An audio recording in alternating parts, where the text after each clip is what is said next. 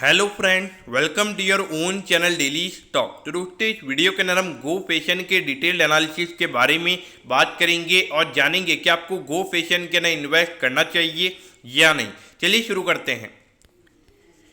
तो देखिए, सबसे पहले हम ये जानेंगे कि ये कंपनी क्या काम करती है। तो देखिए, 2010 में ये कंपनी स्टार्ट हुई थी, यानी कि अराउंड 11 से 12 साल इस कंपनी को स्टार्ट हुए हो चुके हैं। तो देखिए, ये कंपनी बॉटम वियर्स बनाने का काम करती है। तो देखिए, जो लेडीज़ के जो बॉटम वियर्स होते हैं वो ये कंपनी बनाती है। और अगर हम देखेंगे तो अभी करंटली अगर हम कंपनी के टोटल स्टाइल्स की अगर हम बात करेंगे तो अभी 50 स्टाइल्स कंपनी की है और 120 से भी ज़्यादा कलर्स के बॉटम वियर सभी कंपनी के पास अवेलेबल हैं। तो एक अच्छे खासे प्रोडक्ट उन्होंने बॉटम वियर में लॉन्च कर लिए हैं।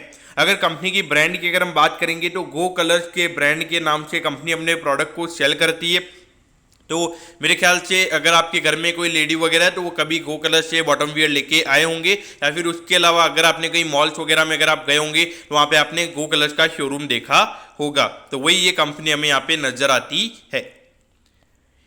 तो देखिए, लगभग 5,400 करोड़ का इस कंपनी का मार्केट कैप है। तो देखा जाए तो एक मार्केट कैप के पॉइंट ऑफ व्यू से अगर हम बात करेंगे तो यहाँ पे वैल्यूएशन थोड़ा एक्सपेंसिव हमें नजर आता है। तो ये अगर हम पी रेशियोज की बात करेंगे तो 152 का पी रेशियो हमें इस कंपनी का नजर आता है।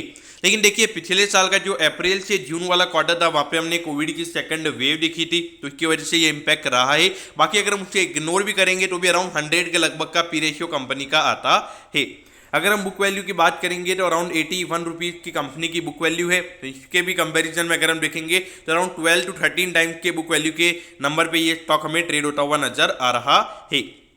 अगर हम यहाँ पे डेट की अगर हम बात करेंगे तो 250 करोड़ का कंपनी के ऊपर डेट है। तो देखिए, लगभग 400 करोड़ से भी ज़्यादा का रेवेन्यू इस कंपनी ने पिछले 12 महीने में रिपोर्ट किया है। तो वहाँ पे डेफिनेटली डेट से रिलेटेड इतने ज़्यादा इश्यूज नहीं रहेंगे। और देखिए, इन्हें अगर लगातार नए नए स्टोर्स अगर इनको ओपन करना है, एक अच्छी स्पीड से अगर इनको ग्रो करना है तो वहाँ पर इनको डेट लेना पड़ेगा। एक खुद का जो कैश है उसके ऊपर कंपनी इतना ज़्यादा डिपेंडेंट नहीं रह सकती है। इंडस्ट्री का पी मेरे ख्याल से इग्नोर करना चाहिए, जो कि यहाँ पे जो स्क्रीनर है वहाँ पे इन्होंने अलग से इसको कंपैरिजन किया, तो मेरे ख्याल से इसे इग्नोर करना ही सही रहेगा।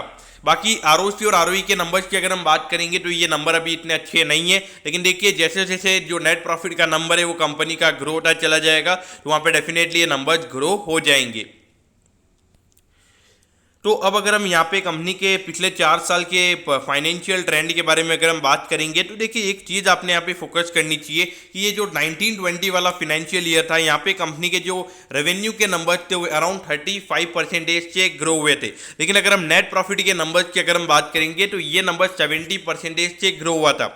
देखिए, इसी की वजह से मतलब अगर ये जो कंपनीज है अगर 15 से 20% से भी अगर ईयर ऑन ईयर बेसिस पे अपने रेवेन्यू के नंबर्स को ग्रो करने में अगर सक्सेसफुल हो जाते हैं तो वहाँ पे डेफिनेटली अराउंड 30-35% का नेट प्रॉफिट का ग्रोथ इन कंपनीज में हमें देखने को मिल जाएगा। तो जो ऑपरेटिंग लेवरेज वाला कॉन्सेप्ट होता है वो यहाँ पे प्ले आउट होता हुआ हमें नजर आ सकता है, और इसीलिए मार्केट इतने प्रीमियम वैल्यूएशन इन कंपनीज को देते हुए नजर आ रहे हैं। फिर उसके बाद इस ईयर में तो हमने 6 महीने लॉकडाउन देखे थे। तो डेफिनेटली अगर आप 6 महीने कोई एक्टिविटी नहीं देखोगे तो वहाँ पे इंपैक्ट पड़ेगा, और वही इंपैक्ट यहाँ पे पड़ता हुआ नजर आया था। लेकिन इतना ज़्यादा लॉस कंपनी को वहाँ पे नहीं हुआ था। और अगर हम पिछले साल देखेंगे तो पिछले साल एक पर्टिकुलर अप्रैल से जून वाले क्वार्टर की वजह से यहाँ पे ये नेट प्रॉफिट का नंबर कम है। बाकी ऑल ओवर अगर हम देखेंगे तो लगभग 50 करोड़ के लगभग का नेट प्रॉफिट कंपनी का उस वक्त वहाँ पे हो सकता था।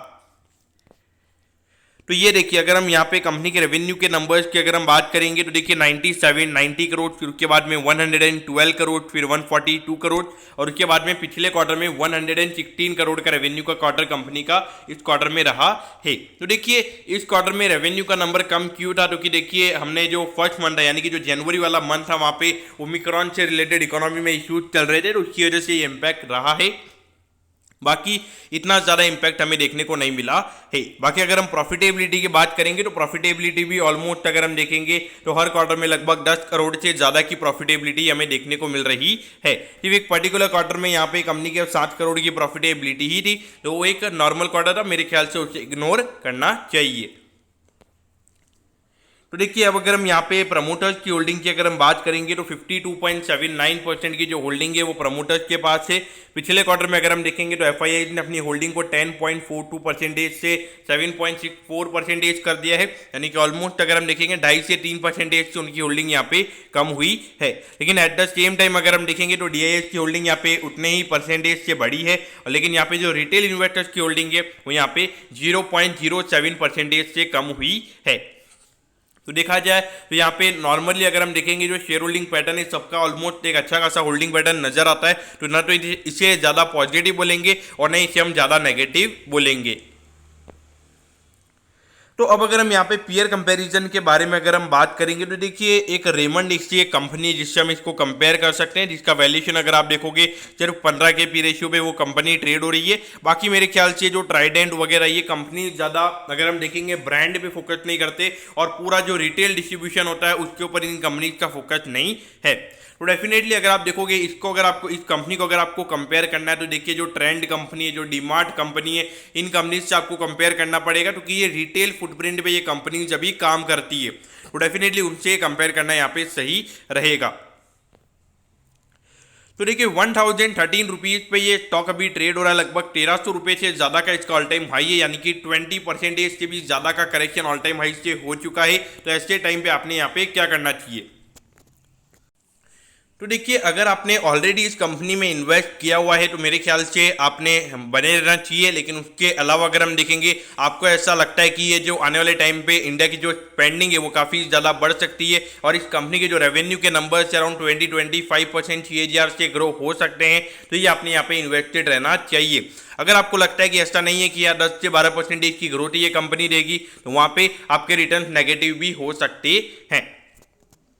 तो अब अगर हम यहाँ पे उन लोगों के बारे में अगर हम बात करेंगे जिन्होंने यहाँ पे इन्वेस्ट नहीं किया हुआ है और यहाँ पे इन्वेस्ट करना चाहते हैं, देखिए डेफिनेटली अगर हम देखेंगे तो आने वाले टाइम पे मुझे ऐसा लगता है कि जो इंडिया में स्पेंडिंग है, खास करके अगर आप देखोगे हाँ इनका जो मेन कस्टमर बेस है वो हमें वुमेन और गर्ल्स नजर आते हैं। तो देखिए अभी जिस तरीके से हमारी वुमेन भी यहाँ पे सेल्फ एम्प्लॉयड बन रही है, उनके भी वो जो खुद के जो एक्सपेंसिव जो खुद निकाल रहे हैं उनको पैसे मांगने की ज़रूरत नहीं है। और यहाँ पे जिस तरीके से जितना ज़्यादा वुमेन एम्प्लॉय बेस हमारा अगर बढ़ेगा उतनी ज़्यादा वहाँ पे हमें स्पेंडिंग देखने को मिल सकती है वुमेन के थ्रू। डेफिनेटली उस पॉइंट ऑफ व्यू से यहाँ पे आने वाले टाइम पे इस कंपनी को भी फायदा हो सकता है। लेकिन देखिए एक चीज़ आपको पता होनी चाहिए कि एक जो बॉटम वियर है ये अकेली कंपनी नहीं बनाती है, बहुत सारी कंपनी बनाती है। कंपटीशन काफी ज्यादा वाइड है, तो एक कंसिस्टेंट ग्रोथ दिखाना ये मेरे ख्याल से काफी ज्यादा मुश्किल रहेगा। तो इसीलिए अगर आप एक एग्रेसिव इन्वेस्टर है, यानी कि आपका जो रिस्क एपेटाइट है वो काफी ज्यादा हाई है, तो ये आपने यहाँ पे इन्वेस्ट करना चाहिए। क्योंकि अगर हम वैल्यूएशन पॉइंट ऑफ व्यू से भी अगर हम बात करेंगे तो 100 का पी रेशियो काफी ज्यादा है, तो इसीलिए वो चीजें माइंड में रख के आपने यहाँ पे इन्वेस्ट करना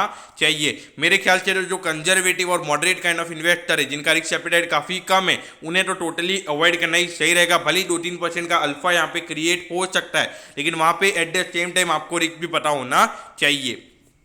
तो दोस्तों मैं होप करता हूं कि आपको गो फैशन के डिटेल एनालिसिस के बारे में सब कुछ पता चल गया होगा। अगर आपकी कोई भी क्वेरीज है आप कमेंट कीजिए, मैं जरूर आपके कमेंट पर रिप्लाई करूंगा। ओके दोस्तों, thank you, have a nice day.